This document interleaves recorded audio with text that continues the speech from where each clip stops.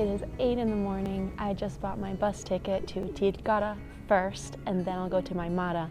But I'm going to Tilcara first because I want to climb the Garganta del Diablo, and I figure it's better to go earlier than later.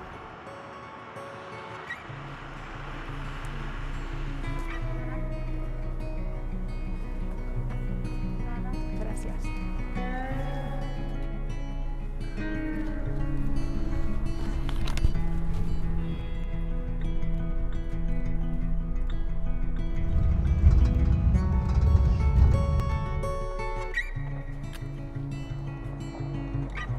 I've just arrived in Tilcara. I'm walking to the center now, and supposedly the path where the Garganta del Diablo starts is pretty easy to find. But I'm thinking I should probably find some breakfast first. I'm gonna go to the center, see if I can find some coffee con leche, some medialuncitas, and then I'll get started. Sí, hola. ¿Te pido uno para llevar? Sí, ¿de qué, señorita? Tengo salami, queso, cebolla, tomate, albahaca y queso. ¿Y eso qué es? Api, es un tecito de maíz morado que lleva canela, limón y azúcar para tomar algo calentito. Es como chicha morada de Perú. Exactamente, así.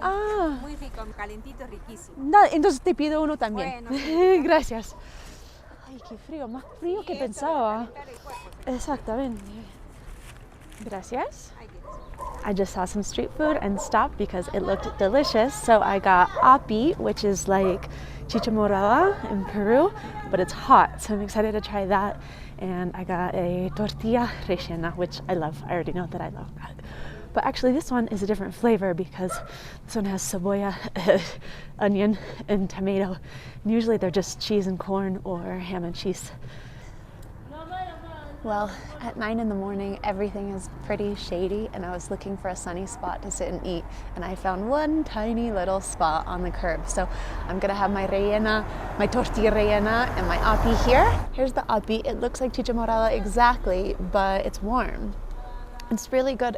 It's kind of like a mix between chicha morada and what is it called? Like that spiced wine at Christmas time, you know, that has the cinnamon flavor and some spices. It's a little bit like that, a cross between those two. I really like it. This is the first time I've seen it, and I love it, and I hope I see it more. This is so good. This is the best tortilla I've had so far. Best api, best tortilla in Tilcara. You heard it here first, folks. These dogs are jealous. He just took my scrap of bread. Hey, no tengo nada. No tengo nada para ti. I'm just gonna have my tortilla and the company with this guy. Huh. So I walked through the center of the town and then turned right at Calle Rivadavia, right after the park. And I'm told that this street will take me to a bridge, which will then take me to the path to keep going up to Garganta del Diablo. I have now reached the top of Rivadavia, and then I was told to turn right, go to the river, and then the bridge is there. It feels more complicated than it should be, considering it's such a small town, but I'm getting there, okay? And it's funny because everyone that I ask where the start of the camino is, the first thing they say is, no, pero es lejos, eh? It's far.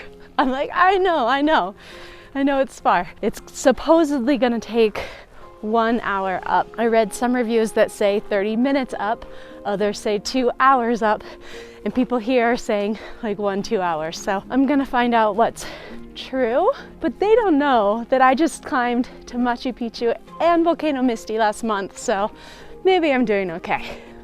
Once you reach the bridge, you have to go left right away before the bridge. I actually made the mistake of going through the bridge because I was looking for signs and there are literally none. It's so badly marked, but luckily I ran into a guy who told me to come back this way, so I'm on my way, I think now officially.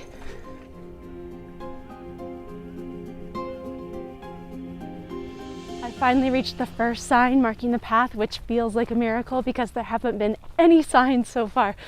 So according to the sign, it's 4 kilometers this way walking or 8 kilometers the other way driving. Everyone I talked to walking up here said 3 kilometers, but I suppose 1 extra kilometer won't hurt me. I feel like I've already walked a half a kilometer. Just reached another sign that now says 4 kilometers. It's gonna be 4 kilometers forever.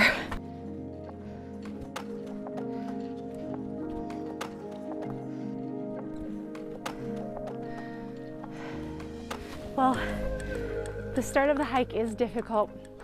It's pretty uphill, but for the most part, I'm by myself. I actually decided to stop and wait a few minutes because there are 4 women and we're just kind of passing each other. So I was like, just let them go ahead. Now I'm on my own a bit.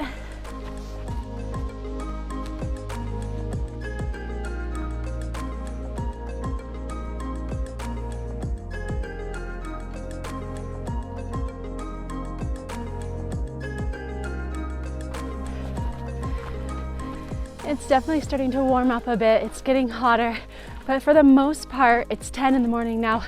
And for the most part, this whole side is in the shade. So I've still got my sweater, but I think once I exit the shade and get a bit more into the sun, it's coming off.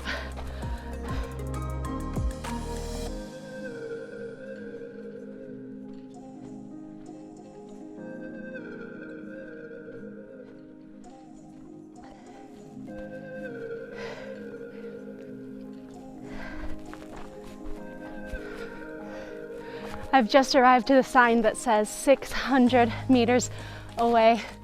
I hope that's true, and it is getting hot. So guess what? We finally reached the moment of taking off the layers. So goodbye, sweater.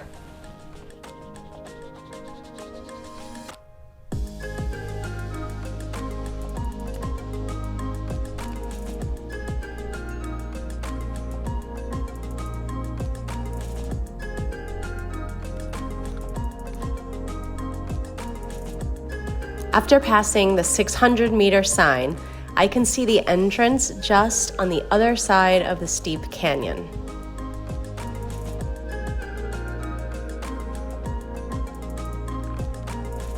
The cost is just 150 pesos. I sign in when I enter, and I'll need to sign out again when I leave.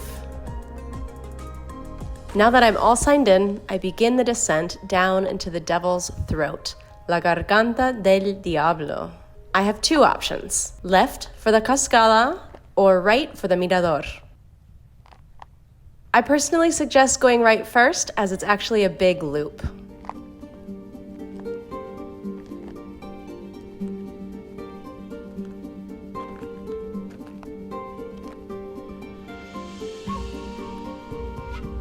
I have the place to myself as I make my way further down into the canyon.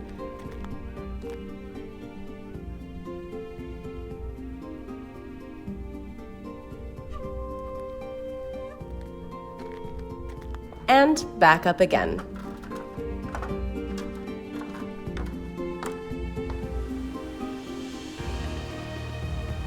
I then head in the direction of the waterfall.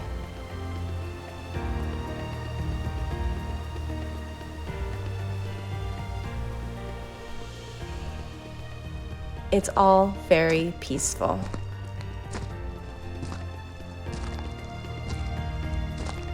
The 20-minute walk to the waterfall follows a stream through a canyon with absolutely stunning views.